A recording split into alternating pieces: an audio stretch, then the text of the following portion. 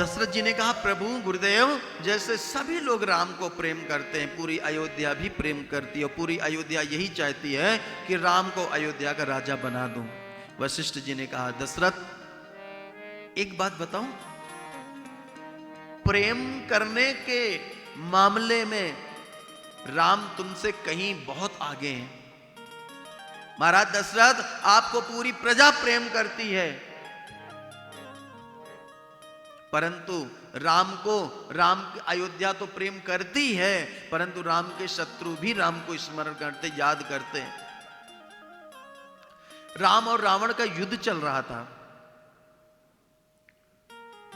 रहा था, भगवान ने 10 बाण से रावण के 10 सिरों को काट दिया। अब रावण तड़पने लगा, विह्वल हो गया धरती पर। फिर से उसके गर्दन जुड़ गए, फिर से गले जुड़ गए, परंतु मूर्छित अवस्था में पड़ा हुआ था। प्रभु श्री राम जी गए, बोले दशानन, मुझे लगता है कि आज आप युद्ध करते करते थक गए हैं। आप सुबह से युद्ध कर रहे हैं ना, आप थक गए हैं। एक काम करिए दशानन, जरूरी नहीं कि युद्ध का परिणाम आज ही निकल आवे, जरूरी नहीं कि आज ही परिणाम निकल आवे। एक काम करो, आप घर जाओ, विश्राम करो और कल फिर हम युद्ध प्रारंभ कर लेंगे। तब तक आप विश्राम करो। क्यों? क्योंकि आपकी स्थिति नहीं है युद्ध करने की। आज रावण जब अपने महल में गया है ना, दरवाजे को बंद किया और कमरे में अपने सदन में खूब रोया, खूब रो रहा है। मंदोदरी ने देखा, आज दशानन की आंखों में आंसू, आज दशानन की आंखों में आंसू देख रही हूं मैं। आज तक तो आप कभी नहीं रोए, आपकी आंखों में आंसू मैंने कभी नहीं देखे। और आप हमेशा कहते थे कि क्या है राम के पास जो हमारे पास नहीं है, और आज आपकी आंखों में आंसू। क्या दुख आने पड़ा, क्या दुख हो गया आपको जो आज आप रो रहे हैं? रावण ने कहा, देवी, आज मैं किसी अभाव के कारण नहीं रो रहा हूं, आज मैं प्रभु राम के प्रभाव के कारण रो रहा हूं। देवी, राम को अपने भक्तों की चिंता है, परंतु आज पहली बार मैंने देखा कि राम को अपने शत्रुओं की भी चिंता है। राम चाहते तो आज मुझे मार देते, आज ही युद्ध खत्म हो जाता, लेकिन राम मेरे पास आए और राम ने कहा कि आज जाके विश्राम करो, आप थक गए होंगे। देवी, ऐसे करुणावान जो भगवान है, जिनको अपने शत्रुओं की भी चिंता है, ऐसे राम ही हो सकते हैं। तो आज मुझे ना राम के प्रभाव ने, राम की स्वभाव ने रुला दिया है। तो ऐसे हैं प्रभु श्री राम जी, सभी प्रेम करते हैं, तो हम इनको अपना आइडल माने। राम ने क्या किया? एक पिता के लिए अच्छे पुत्र बने, एक मां के लिए अच्छे पुत्र बने और एक समाज के लिए अच्छे पुत्र बने। और उनकी ऐसी करनी है कि उनके पद चिन्हों पर चल के हम परिवार को तो खुश रख सकते हैं, परिवार को कुशल रख सकते हैं। ये राम कथा सिखाती है हमें। महाराज दशरथ जी ने कहा, गुरुदेव ठीक है, आप कहते हैं तो एक काम करिए, आप शीघ्र कोई अच्छा सा मुहूर्त बताइए कि मैं राम को अयोध्या का राज सौंपूं, राम का राज्य तिलक कर दूं, राज्याभिषेक कर दूं।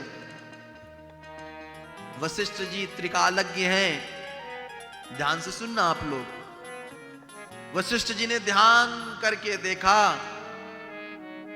और देख लिया कि महाराज चक्रवर्ती जी जो मुहूर्त पूछ रहे हैं, ये मुहूर्त 14 वर्ष बाद आने वाला है। फिर भी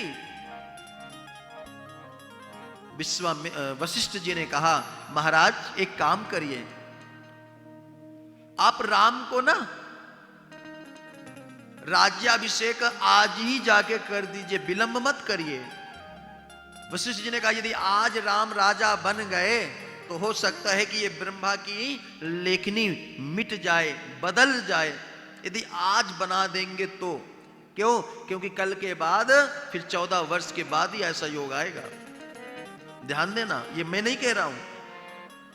वशिष्ठ जी ने दशरथ जी से कहा, अयोध्या कांड का दोहा नंबर 4, बेगी विलंबु न करिय, नृप साजई सबुई समाज, सुदिन सुमंगल तबहि जब, राम हो ही जुबराज।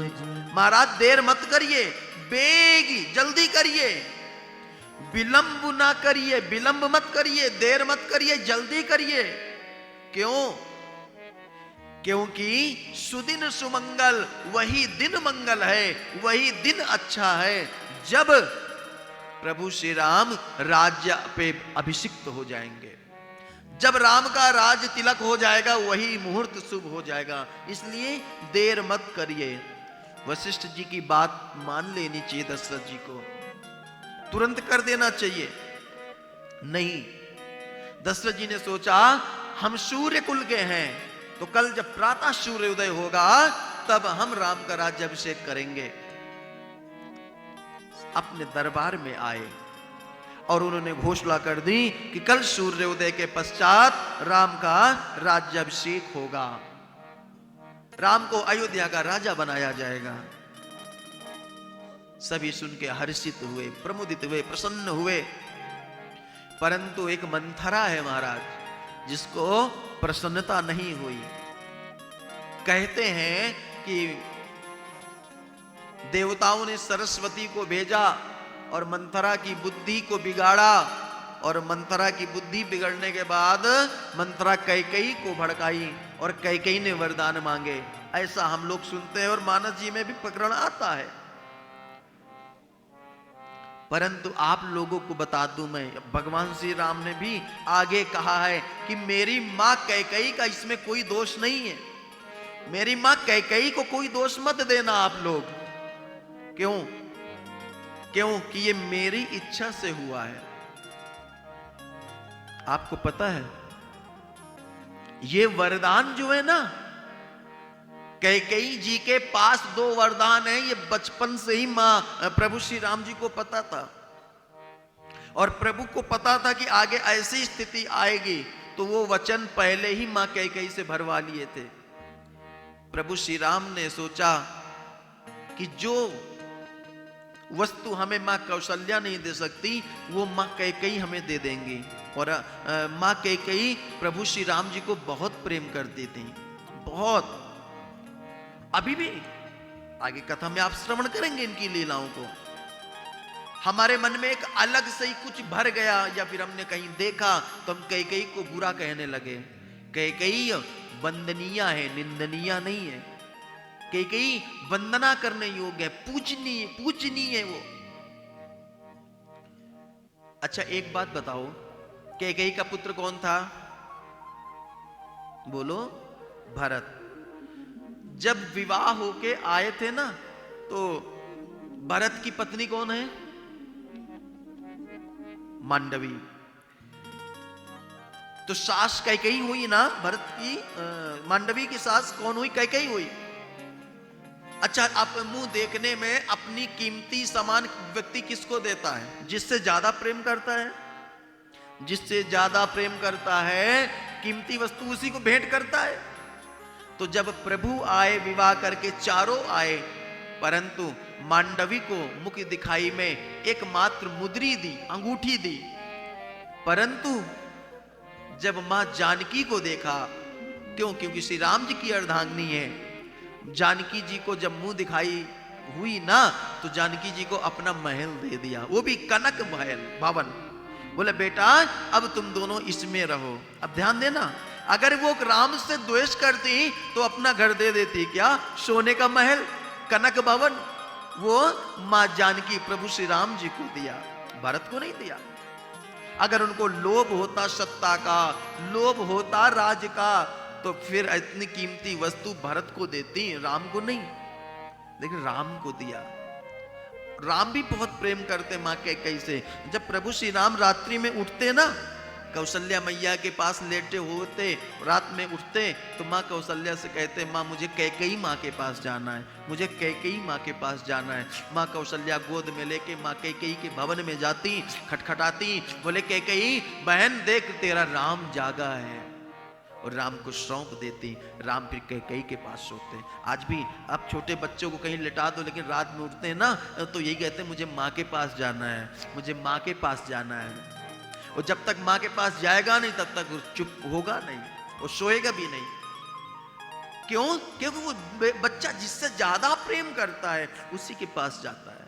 प्रभु श्री राम रात्रि में उठते और माँ कैकेयी का नाम लेके रोने लगते। माँ कौशल्या कैकेयी के पास लेके जाते। प्रभु श्री राम जी बहुत प्रेम करते माँ कैकेयी को। प्रभु श्री राम जी ने सोचा आने वाले समय में हमारी ऐसी ऐसी लीलाएं होंगी, ऐसी परिस्थितियां होंगी, मैं क्या करूंगा उस समय। फिर स्मरण आया कि मैं इसमें मेरी सहायता मेरी मां कैकेयी कर सकती है और कोई नहीं, क्योंकि जो वस्तु मुझे मां कैकेयी दे देगी वो और कोई नहीं देगा। एक समय था प्रभु श्री राम, मां कैकेयी कुछ काम कर रही थी, बैठी थी। प्रभु श्री राम जी गए और जाके पीछे से नेत्र बंद कर लिए मां कैकेयी के। मां कैकेयी ने इसे टोया, समझ गई कि राम है।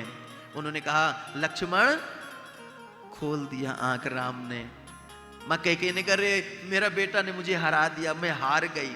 राम को जिताने के लिए, राम को प्रसन्न करने के लिए जानबूझ के मां कैकेयी ऐसा बोल दी ताकि वो हार जाए।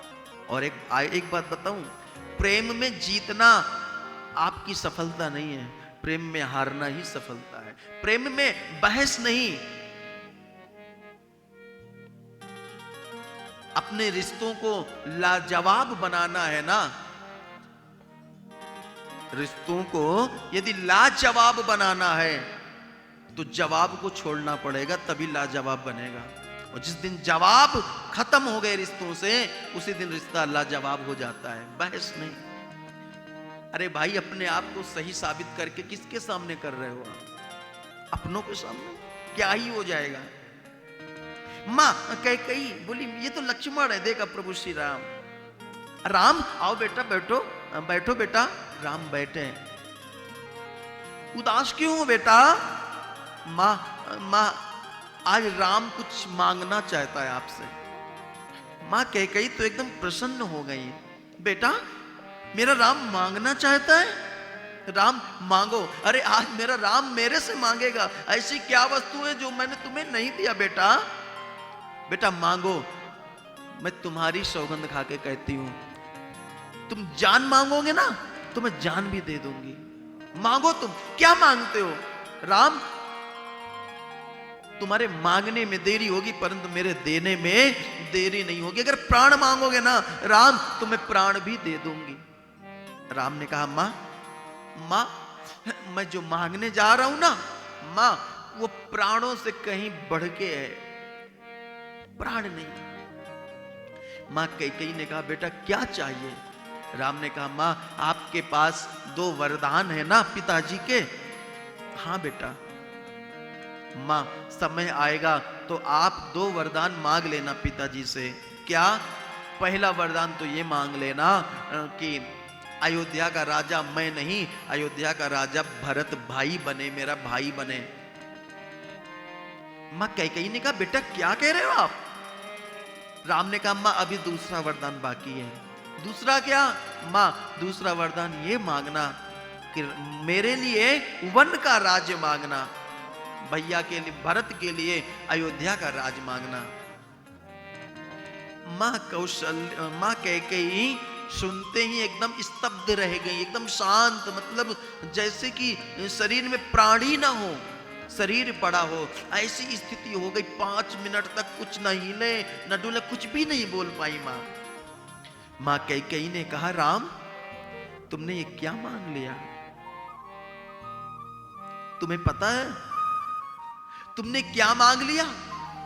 राम यदि मैंने ऐसा मांग लिया ना तो अयोध्या अनाथ हो जाएगी, अयोध्या में सुनामी आ जाएगी। बेटा राम तुम्हारी मां कैकेयी का कोई मुख नहीं देखेगा, भरत तो कभी मुझे मां भी नहीं कहेगा, और हो सकता है कि अयोध्या में अनर्थ हो जाए, हो सकता है कि महाराज दशरथ जिंदा भी ना रहे। लेकिन राम, तुमने पहली बार कुछ मांगा है। यदि वन जाने में तुम्हारी प्रसन्नता है, यदि तुम्हारा वन जाने में तुम खुश हो, तो राम एक जन्म नहीं, ये कैकेयी जन्म जन्म तक मरने के लिए तैयार है, जन्म जन्म के लिए कलंक लेने के लिए तैयार है, जन्म जन्म तक मैं मिटती रहूंगी, परंतु अगर तुम प्रसन्न होते हो तो। प्रभु श्री राम ना मां से हृदय से चिपक गए और खूब रोने लगे। मां, मुझे विश्वास था। ध्यान देना, ये मां होती है जो बच्चों की खुशी के लिए कुछ भी कर सकती है। महाराज, मां होती है। सभी मनाते हैं ना, कहते आज मदर्स डे, आज मदर्स डे, आज मां का दिन है, आज मां का दिन है। मां का, मैं आपसे पूछता हूं, ऐसा कौन सा दिन है जो मां के बिन है? हर दिन मां का है। यहां सुबह भी मां से होती है, दोपहर भी मां से होती है, और रात्रि भी मां से होती है। और जब सुबह मां जाती है कमरे में जगाने के लिए, तो हम लोगों की सुबह भी मां से ही होती है। ऐसा कौन सा दिन है जो मां के बिन है? हमने भी स्वर्ग का दीदार किया था, हमने भी स्वर्ग का दीदार किया था जब मेरी मां ने गोद में उठा के मुझे प्यार किया था। मां है यारो, मां का कोई स्पेशल दिन नहीं है। और एक मां ही होती है, एक पिता ही होते हैं जो अपनी खुशियों को त्याग देते हैं अपने बच्चों की खुशी के लिए। अच्छा आप बताओ, बेटे पे सबसे ज्यादा अधिकार किसका होता है? मां का होता है या बहू का होता है? सच बताना। सबसे ज्यादा अधिकार मां का होता है। परंतु जब मां को यह पता चलता है कि मेरी वजह से इन दोनों में कलह हो रही है, मेरी वजह से इन दोनों में लड़ाई हो रही है, तो मां दिल पे पत्थर रख के कह देती, बेटा तुम मेरे पास मत आया करो। जब तुम्हारी बहू मना करती है ना, तो मेरे पास मत आया करो। तुम दोनों खुश रहो, मैं तुमको खुशी देखकर, खुश देखकर मैं भी बेटा जिंदा रह लूंगी। तुम सामने हो मेरे, मैं जी लूंगी, परंतु तुम लोग लड़ो मत, तुम लोग खुश रहो। दिल पे पत्थर रख के इस बात को बोलती है। आपको कहीं जाना होता है ना, आप आसानी से बोल देते, माँ अमुक देश में जॉब करनी है, जॉब लग गई, लेटर आगे मैं जाऊंगी और मैं वहीं रहूंगा। माता पिता आपकी खुशी के लिए बोल देते बेटा चले जाओ, लेकिन यहाँ पे पत्थर रख के बोलते हैं। कौन माता पिता चाहते हैं कि वृद्धावस्था में कोई बच्चा बाहर जाए? क्यों? क्योंकि जब से जन्म होता है तो बुढ़ापे का सहारा बनेगा, हमारे आंख का तारा बनेगा, ऐसे सपने बेचारी वो बूढ़ी माँ संजो के रखती है। लेकिन जब आप एक पल में कह देते कि हमें बाहर जाना है, आपकी खुशी के लिए वो बोल देती बेटा जाओ, मेरी चिंता मत करना, मैं ठीक रहूंगी, बस कभी याद आ जाए तो फोन कर लिया करना। ये माँ होती है। कहते हैं संसार में जितनी पृथ्वी है ना, ब्रह्मांड जितना है, इस ब्रह्मांड में जितने वृक्ष लगे हैं, इन वृक्षों की कलम बनाई जाए, और जितने समुद्र हैं ब्रह्मांड के, उस समुद्रों की स्याही बनाई जाए, और जितने ये पृथ्वी है पूरी, इसके पत्र बनाया जाए और माँ की महिमा के बारे में लिखा जाए, स्याही खत्म हो जाएगी, कलम टूट जाएगा, परंतु माँ की महिमा के बारे में लिखा नहीं जाएगा, शब्द अधूरे रह जाएंगे। माँ त्याग होती है।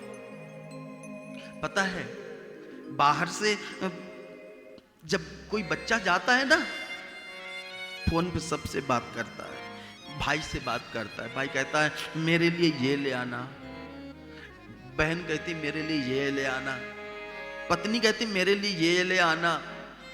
परंतु जब वो माँ से बात करता है ना, तो माँ कहती बेटा मुझे कुछ नहीं चाहिए, बस एक बार तू आ जा, एक बार तू आ जा, बहुत दिन हो गए तेरे देखे, तू एक बार आ जा, तुझे देख लूं जी भर के, फिर मुझे और कुछ नहीं चाहिए। माँ होती